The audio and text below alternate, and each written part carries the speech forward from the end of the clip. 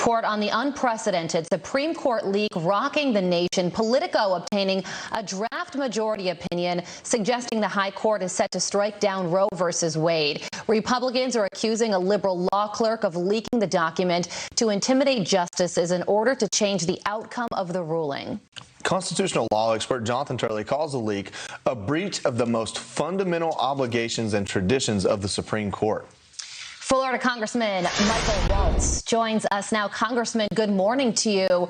How does a draft opinion like this from the Supreme Court get leaked, and what happens to the leaker? Well, I think that's unclear at this point because it's never happened before, to my knowledge. This is just so outrageous that this draft opinion was leaked. It's clearly an attempt to influence the outcome, but guys, be prepared for the scorched earth tactics of the left on this issue. They truly believe the ends justify the means, no matter what laws or what norms they have to break, and be prepared for a Kavanaugh-like approach to the Supreme Court on this one, and they are going to burn it down, as you're hearing the activists say, in order to try to stop this. And what's such a shame is that many pro-life activists, many people who believe in the sanctity of life, abided by the law for nearly 50 years, even though they believe that child's life was being unjustly taken. But I would not expect that same courtesy from the other side for our nation's system and for its rule of law. You know, Congressman, Democrats are pushing for a full-blown power grab on this. They're urging Congress to take action without any Republican support. Bernie Sanders is tweeting this: Congress must pass legislation that codifies Roe versus Wade as the law of the land in this country now. And if there aren't 60 votes in the Senate to do it, we must end the filibuster to pass it with 50 votes. You know, you're a Republican in Congress. Do you think this is something that Democrats can do and will try to do? Oh, I think they'll absolutely try to do it. It's quite ironic, right? If you actually read the draft opinion, it's basically saying this is in the purview of lawmakers. But yet then you're hearing the left saying lawmakers should be the one to take action. I don't see it getting through the Senate at the end of the day. But again, this is going to be burn it down, scorched earth, whoever we have to trash and whatever we have to rip up in terms of this country's traditions and laws, they'll do it because this is ends justify the means. Congressman, it is primary election day in Ohio. How does this leak impact the midterm elections, and does this give Democrats energy? I don't see it impacting the primary in Ohio necessarily. But across the board going forward, depending on what the Supreme Court says, if they do overturn Roe versus Wade, how would that impact the midterm elections? Oh, look, I think that's absolutely one of the reasons it was leaked, in order to politically impact the elections. And what the Democrats are hoping is this will re-energize a base that has been so disappointed with the Biden administration. So that was absolutely one of the aims of this leak. Yeah. Congressman, let's turn to Ukraine. I know this is a topic that you've been very passionate about. Yesterday I spoke with Brett Velikovich.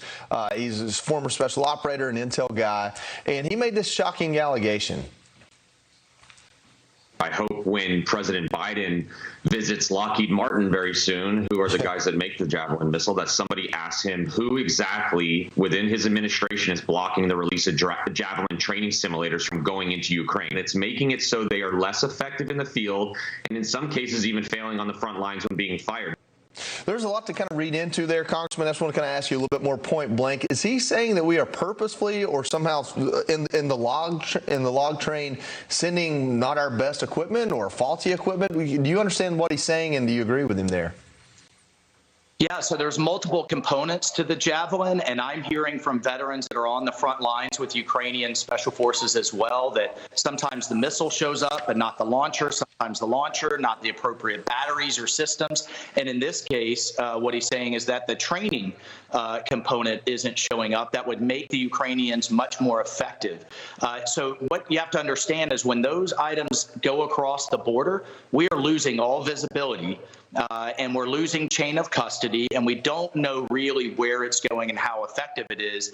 And on the visit from Biden, we have to look at the irony there. It was the Obama and Biden administration that blocked the Javelin, refused to send the Javelin in 2014 when Russia invaded. It was only President Trump that sent this system in, but now Biden's going to go to a defense contractor and try to take credit. It's the height of irony. And Congressman, from Ukraine to China, Chinese officials reportedly held a meeting last month, and they're looking at ways to protect their economy in the event that the West sanctions China the way that we have Ukraine, or I'm sorry, rather Russia. Does that mean that they are already preparing for an invasion of Taiwan? Oh, they're absolutely preparing. They're preparing militarily, they're preparing diplomatically around the world, and they're preparing economically. And one of the ways to do that is to sanction-proof their economy. I don't believe it's imminent in the next year, but I do believe it's imminent in the next 5 years. And we're seeing that from the intelligence. Economically, they have to sanction-proof their economy. That means moving away from the dollar.